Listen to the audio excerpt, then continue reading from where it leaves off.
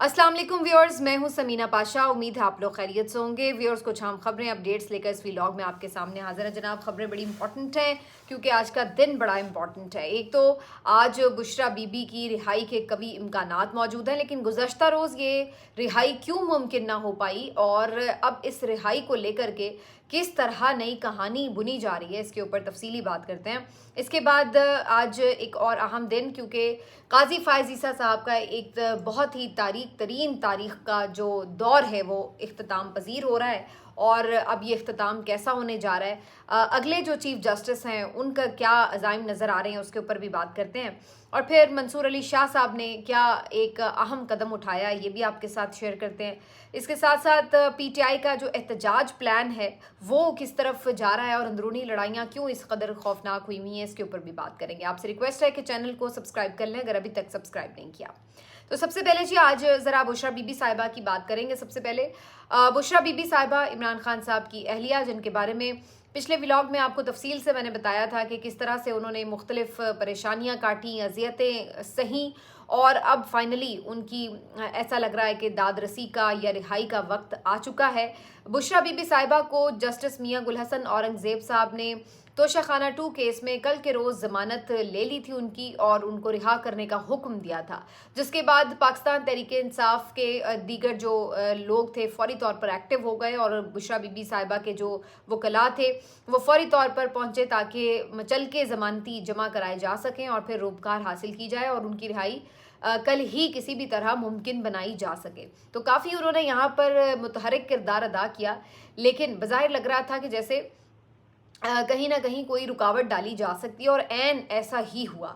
बुशरा बीबी साहिबा की अगरचे ज़मानत ले ली गई थी सुबह के ही औकात में और उसके बाद काफ़ी दिन बाकी था कि जिसमें जो बाकी प्रोसीडिंग्स हैं वो पूरी हो सकती थी, जो प्रोसीजर था उसको फॉलो किया जा सकता था। इसीलिए भागम दौड़म फटाफट ये जो हैं इनके लॉयर्स पहुँचे जुडिशल कॉम्प्लेक्स में ताकि वहाँ जाकर उपकार जमा कराई जा सके, लेकिन हैरत अंगेज़ तौर पर वहाँ कोई जज साहब ड्यूटी पर मौजूद ही नहीं थे। और ये बहुत कम ऐसा कभी होता है कि कोई एक जज भी ना मौजूद हो, बल्कि शायद ही कभी होता हो।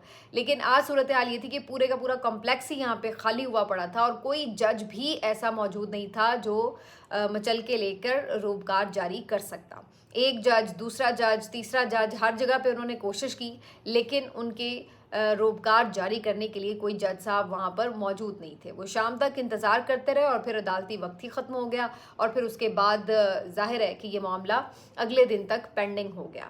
तो ये सारी कहानी आज उनके वकला बता रहे हैं कि किस तरह से जानबूझकर उनकी रिहाई को लटकाया गया है। इससे एक खदशा जो और जन्म ले रहा था वो ये कि बज़ाहिर ऐसा लग रहा है कि अभी भी शायद बुशरा बीबी साहिबा की जो रिहाई है वो नहीं चाहती रियासत और इसी वजह से उनको मज़ीद किसी मुकदमे में पाबंद सलासल करने के लिए एक दिन लटकाया गया मामला, ताकि कोई नया मुकदमा बना लिया जाए, कोई नई FIR कटवा ली जाए और फिर कल ही के रोज़ उनके ऊपर गिरफ्तारी डाल दी जाए और इस तरह उनकी रिहाई मुमकिन ना हो सके। तो बज़ाहिर इसमें काफ़ी इम्कानात भी थे, क्योंकि ज़ाहिर सी बात है ये कोई पहला मौका नहीं है। इससे पहले हम कई दफ़ा ऐसा देख चुके हैं कि जब किसी भी PTI के रहनुमा की या किसी आम शख्सियत की इस तरीके से रिहाई का ऑर्डर आया हो तो उसके बाद हीलो बहानों से उसको लटकाया गया और फिर उसके बाद किसी नए मुकदमे में गिरफ्तारी डाल दी हो। तो इस बात का खदशा अपनी जगह मौजूद तो है, लेकिन इसके बावजूद भी ज़ाहिर है कोशिश तो करनी है कि जो भी इसका ड्यू प्रोसीजर है उसको फॉलो किया जाए। अगरचे हुकूमत ने अदालत के अंदर ये रिकॉर्ड पे कहा है कि अब बुशरा बीबी साहिबा के ख़िलाफ़ कोई ऐसा मुकदमा नहीं है जिसमें उनकी गिरफ्तारी मतलूब हो, कोई खुफिया या कोई खुला मुकदमा ऐसा नहीं है। लेकिन आपको पता है कि ये अदालतों में आके कुछ भी कह देते हैं और बाद में उसके बिल्कुल बरक्स कोई काम कर लेते हैं, तो इसलिए इनकी बात इतनी काबिल एतबार तो खैर नहीं थी। लेकिन बहरहाल अब कुछ चीज़ें ऐसी ज़रूर हुई हैं जिससे बज़ाहिर लग रहा है कि बुशरा बीबी साहिबा की रिहाई अब मुमकिन हो सकती है। एक तो ये कि बज़ाहिर कोई और वजह भी नज़र नहीं आ रही। अब तो मेरा ख्याल है अगर मुकदमा बनाना भी होगा तो कोई भैंस चोरी का ही मुकदमा शायद ये बना सकेंगे। इसके अलावा फ़िलहाल कौन सा मुकदमा होगा ऐसा जो ये बनाएंगे। तो फ़िलहाल एक तो कोई समझ में नहीं आ रहा कि कौन से मुकदमे में उनको नामज़द किया जा सकता है, और दूसरी जो अहम वजह है वो ये कि अब जो टाउट्स हैं या आप यूँ कह लें जो खबर रसां हैं, जो डाकिए का काम कर रहे होते हैं लोग, उनकी तरफ से भी अब ये इंडिकेशंस आ गई हैं कि जनाब रियासत ने फैसला कर लिया है कि अब बुशरा बीबी साहिबा को रिहा करना है। और अब उन्होंने इसके लिए एक नया नैरेटिव भी बनाना शुरू कर दिया है, और ये तो उन्होंने कंफर्म कर दिया है कि उनकी रिहाई हो जाएगी। लेकिन ये एक दिन डिले क्यों हुआ और इस दौरान अब क्या कार्रवाई डाली जा रही है, वो मैं अभी आपको एक्सप्लेन करती हूँ। तो ये जो बुशरा बीबी साहिबा की रिहाई अब बज़ाहिर ऐसा लग रहा है कि हो जाएगी, और इसके लिए पीटीआई के जो लोग हैं वो काफ़ी एक्साइटेड हैं, और कल इस बात का कभी इम्कान मौजूद है कि अच्छी खासी तादाद में वहाँ पर ख़वातीन स्पेशली और भी लोग जाएंगे और बुशरा बीबी साहिबा को रिसीव करेंगे वहाँ पर। और मेरा ख्याल है कि बुशरा बीबी साहिबा एक अच्छा रिसेप्शन बिल्कुल डिज़र्व करती हैं, क्योंकि जिस तरीके से उन्होंने एक बहुत बहादुरी के साथ, हालांकि उनका बज़ाहिर सियासत से कोई ताल्लुक़ भी नहीं है, ना वो किसी तरह कोई पार्टी ओहदेदार थी, लेकिन इसके बावजूद भी उन्होंने जिस तरीके से हिम्मत के साथ और बिल्कुल घबराए बगैर डट कर जेल काटी है, इस तरह तो बहुत से जो हमारे रिवायती सियासतदान हैं जिनका काम ही सियासत था, वो भी इस तरह जेल नहीं काट सके। तो ये इस दफ़ा पीटीआई की जो ख़वातीन हैं, ये मानना पड़ेगा कि इन्होंने इस मामले में बहुत से मर्दों तक को शर्म दिला दी है कि भाई जेलों से घबराना नहीं चाहिए, और जब बात कमिटमेंट की आती है तो वो फिर किस तरह से पूरी की जाती है, तो उन्होंने ये करके दिखाया है। तो इस बात में मुझे तो कहने में कोई शक नहीं है कि जो पीटीआई की ख़वातीन हैं वो वाकई आयरन लेडीज़ साबित हुई हैं, और उन्होंने बड़ी बहादुरी और मुस्कुराते हुए जेल काटी है, ये भी नहीं कि कोई परेशानी में जेल काटी हो। तो बहरहाल जी, अब सूरत हाल ये है कि बज़ाहिर नज़र आ रहा है कि ना सिर्फ बुशरा बीबी बल्कि इमरान खान साहब की दोनों बहनें जो हैं उनकी भी रिहाई का इम्कान है, उनकी भी ज़मानत मिल सकती है, और कभी इम्कान है कि उज़्मा खान और अलीमा खान साहिबा को भी ज़मानत मिल जाएगी। तो ख़वातीन की रिहाई यकीनन एक खुशाइन बात है। मैं तो समझती हूँ कि फ़ौरी तौर पर डॉक्टर यास्मीन राशिद साहिबा की भी रिहाई होनी चाहिए, क्योंकि उनके साथ भी बहुत ज़्यादती हो रही है। इतने अरसे से उन्हें जेल में बंद किया हुआ है, और ज़मानत जो कि उनका हक बनता है वो उनको नहीं दिया जा रहा। हर दफ़ा यही कह दिया जाता है कि जी रिकॉर्ड नहीं है, रिकॉर्ड नहीं है, और इस तरह मामला लटकाया जा रहा है। तो डॉक्टर यास्मीन राशिद साहिबा यूँ भी कैंसर पेशेंट हैं, ऊपर से इतनी उम्र है उनकी, तो बिल्कुल ये बहुत तकलीफ दह बात है जिस अंदाज से उनको वहाँ पर रखा गया है। लेकिन डॉक्टर यास्मीन राशिद की रिहाई अभी फ़िलहाल फ़ौरी नज़र नहीं आ रही, क्योंकि आपको पता है कि वो तो एक ख़ातून के तौर पर कंसिडर ही नहीं की जाती। वो तो एक ऐसी जीदार किस्म की दबंग खातून है जो कि उन्हें पता है कि अगर उन्हें रिहा किया तो अच्छा खासा पंजाब हुकूमत को वो परेशानी में डाल देंगी, तो इसलिए उनकी रिहाई तो फ़ौरी तौर पर नज़र नहीं आ रही।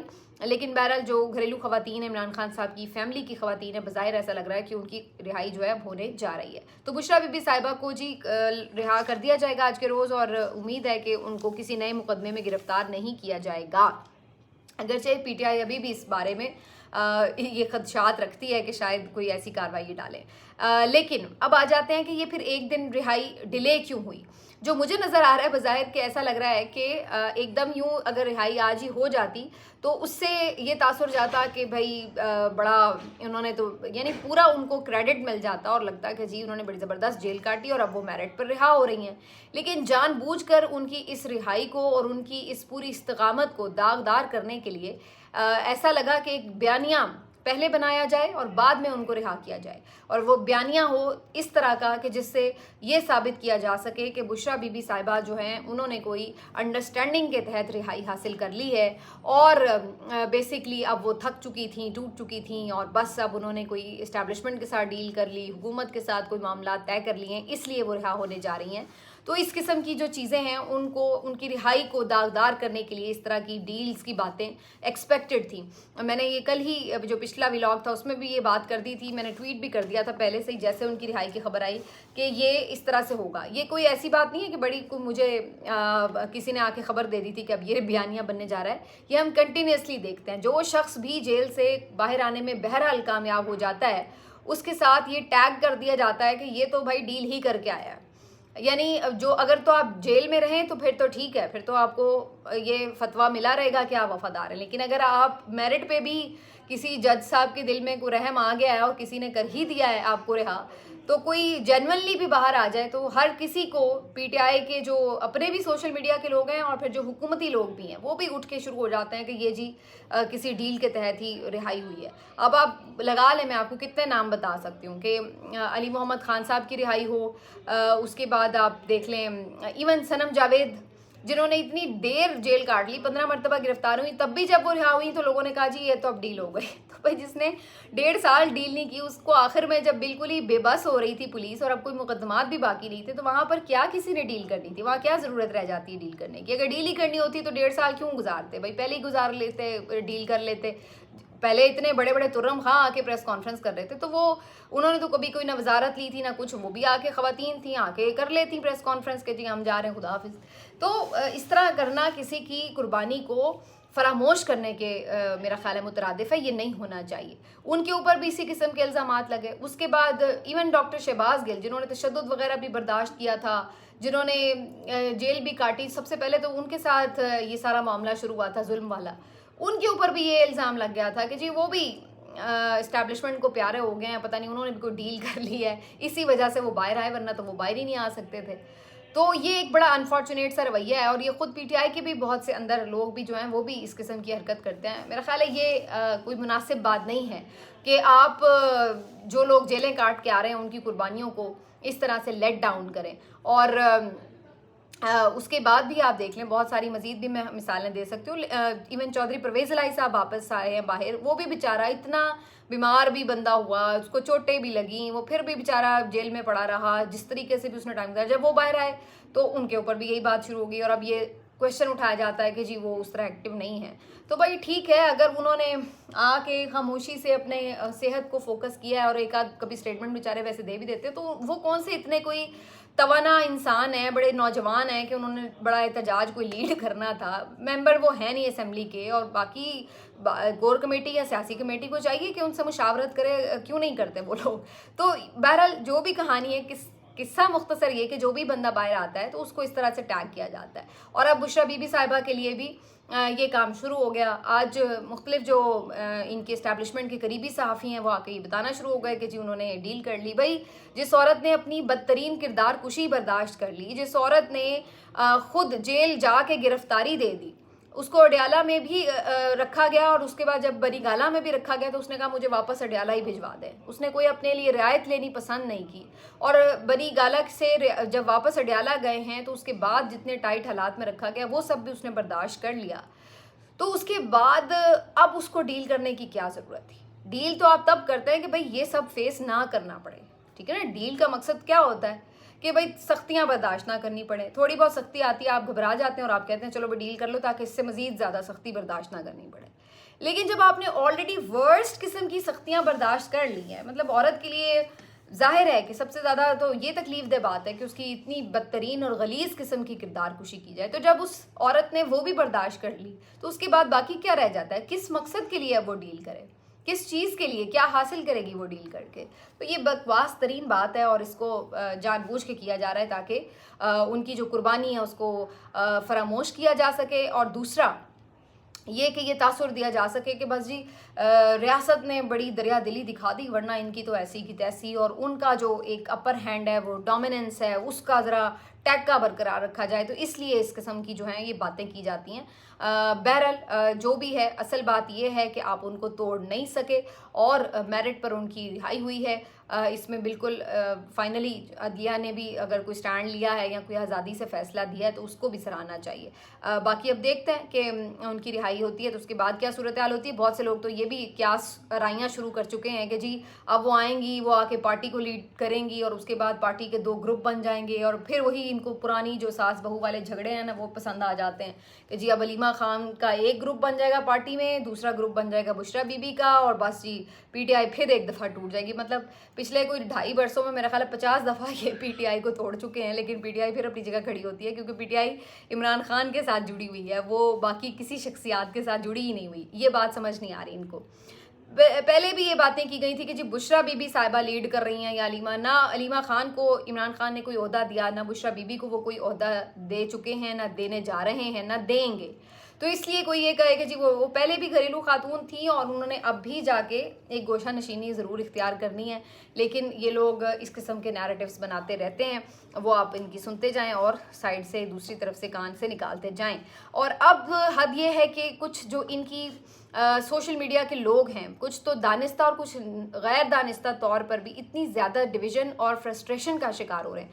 कुछ तो डिवीज़न का शिकार हैं, जानबूझकर इस तरह की बातें करते रहते हैं, हर वक्त कॉन्स्पिरेसी थेरीज में घुसे रहते हैं, हर वक्त लोगों के कीड़े निकालने की कोशिश करते हैं। और कुछ जो हैं वो इतने डेस्परेट हैं कि उन्हें समझ नहीं लग रही कि क्या बात करनी है, तो वो कुछ भी बोले चले जा रहे हैं। तो अब इस तरह की कैफियत में जो है ना, वो इस वक्त पीटीआई के सोशल मीडिया एक्टिविस्ट मुझे तो नज़र आ रहे हैं। बहुत सारे जो हैं वो मौजूदा क़यादत पर तनकीद करते थे, बहुत खुल के करते थे, अब उससे भी आगे निकल गए हैं। और वो मुराद सईद साहब को भी डिमांड किया जा रहा है कि वो बाहर निकलें और वो आके एहतजाज को लीड करें। और उनके जो मुख्तलिफ रहनुमा हैं वो ये बताते हैं उन्हें कि उनकी जो लाइफ है वो कितनी डेंजर में है, उन्हें देखते ही गोली मारने का हुक्म है, वो मोस्ट वांटेड किस्म के बंदे हैं।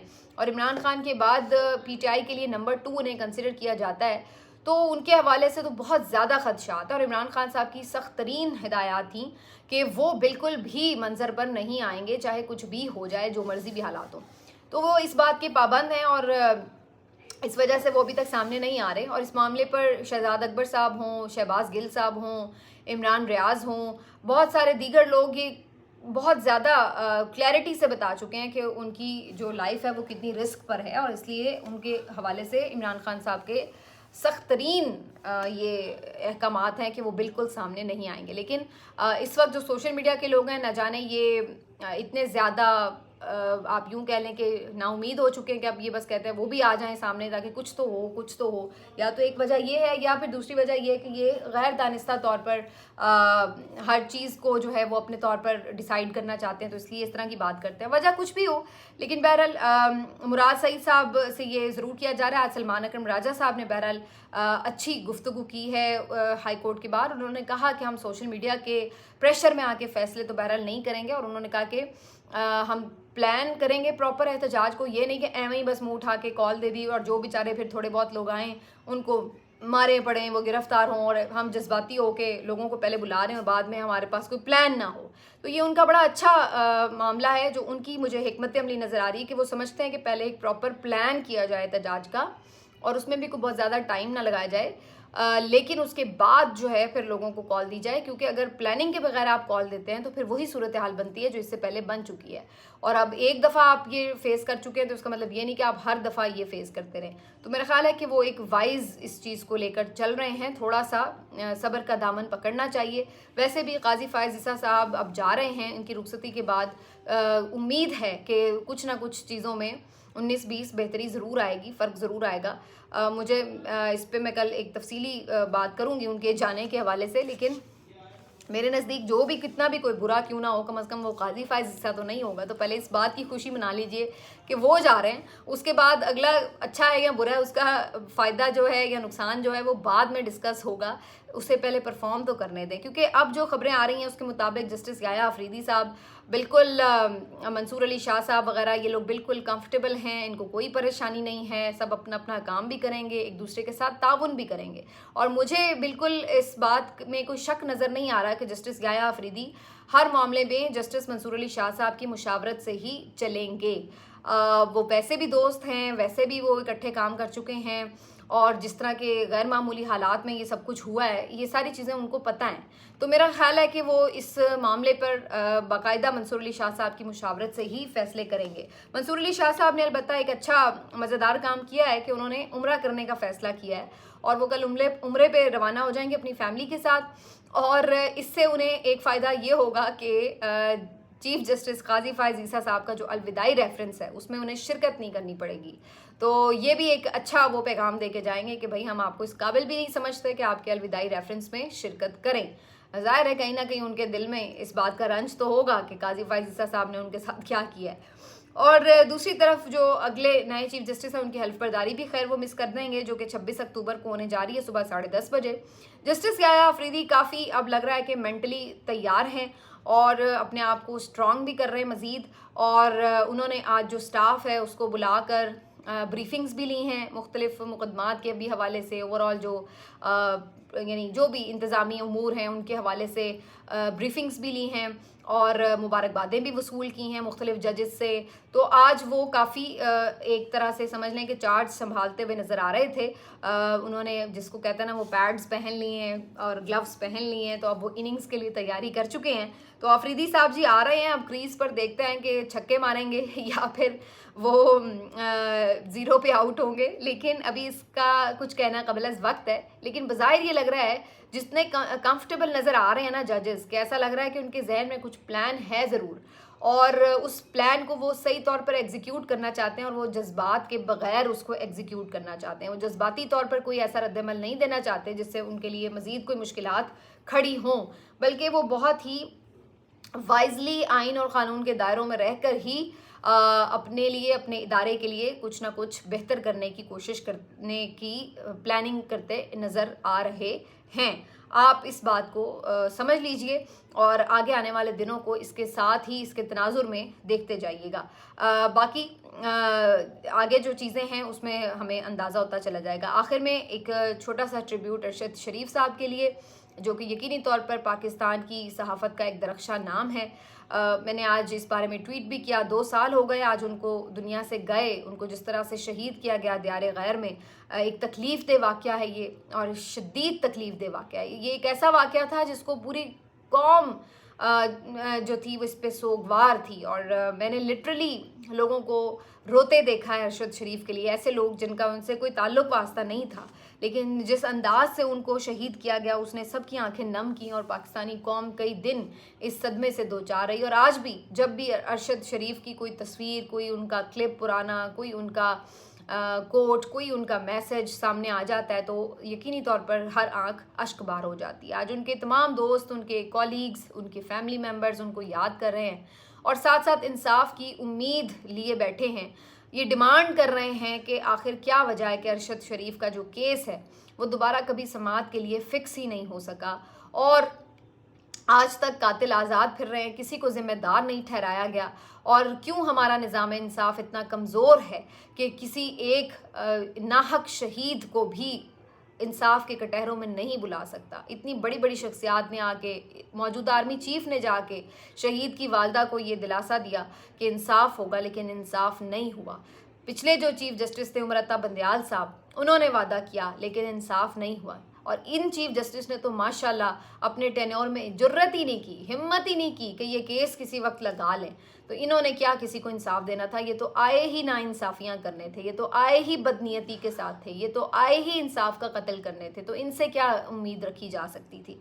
तो ये केस अभी तक पड़ा हुआ है, दाखिले दफ्तर है। किसी को इस बात के लिए मैं तो हैरान होती हूँ कि ख़ुद सहाफ़ी भी इतने ज़्यादा बुलंद अंदाज में उनके लिए आवाज़ नहीं उठाते कि क्यों एक साथी को इस तरह से शहीद किया गया, ऐसे क्या हालात थे और फिर क्यों उनके कातिलों को सज़ा नहीं दी जा रही। तो ये भी तकलीफ़ दे बात है कि इसके ऊपर कोई आवाज़ उस तरह क्यों नहीं उठा रहा। रजीम चेंज में जहाँ बहुत से नुकसानात हुए, पाकिस्तान बेशबहा नुकसानात से दो चार हुआ और बहुत ज़्यादा पस्ती में गया। हर चीज़ में, हर शोबे में हम पीछे गए। तकलीफ़ दे हमने मनाजिर देखे, लोगों ने पहाड़ जैसे मसाइब देखे और क़यामत ख़ेज़ किस्म की अजियतें सही। लेकिन मुझे फिर भी लगता है कि अरशद, शायद ये कभी ये सारी चीज़ें ठीक भी हो जाएं, लेकिन अरशद शरीफ जो चला गया वो कभी वापस नहीं आ सकता। तो मुझे लगता है कि ये एक ऐसा नुकसान हुआ है जो नाकाबिल तलाफ़ी है, जिसका इज़ाला मुमकिन नहीं है। तो काश ये ना हुआ होता, ये ना हुआ होता। मतलब ठीक है, आपने गिरफ़्तार किया होता, पकड़ा होता, मुकदमे होते, कोई बात नहीं इस तरह की, लेकिन ये ना हुआ होता कि वो शहीद ही हो चुका होता, कि वो कभी वापस ही ना आ सकता होता। इतना बड़ा आपने खला डाल दिया। इकॉनमी भी शायद कभी बेहतर हो जाए, इमरान खान भी शायद बाहर आ जाएं, शायद दोबारा हुकूमतें भी बन जाएं, शायद जो ये सारे ज़ख़म लगे हुए हैं इस वक्त अवाम के दिलों पर, जमहूरियत के दिलों पर, रियासत के ऊपर, शायद ये भी कभी भर जाएं। लेकिन ये एक ऐसा ज़ख़म है जो हमेशा ताज़ा ही रहेगा, ये कभी भर नहीं सकता। हाँ, इसमें थोड़ी सी कमी इस लिहाज से ज़रूर आ सकती है कि कम अज़ कम उनके कातिलों को इंसाफ मिल जाए। मिलते हैं आपसे अगले वीलॉग में, अपना ख्याल रखिए। अल्लाह हाफ़िज़।